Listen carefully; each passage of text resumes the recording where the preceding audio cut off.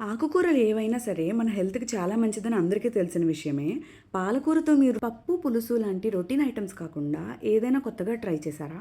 నేనైతే ఇవాళ ట్రై చేసిన స్వీట్ కార్న్ అండ్ పాలక్ రైస్‌ని ఈ వీడియోలో చెప్పాలనుకుంటున్నాను.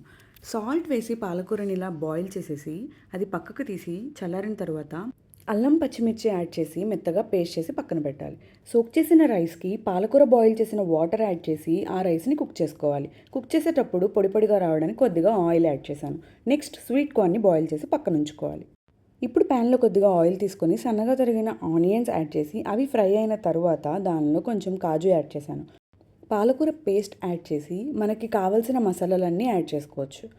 నెక్స్ట్ బాయిల్ చేసిన స్వీట్ కార్న్ యాడ్ చేసి మిక్స్ చేసి ఫైనల్గా రైస్ యాడ్ చేసి 2 మినిట్స్ కుక్ చేసి రైతాతో తింటే చాలా టేస్టీగా ఉంటుంది.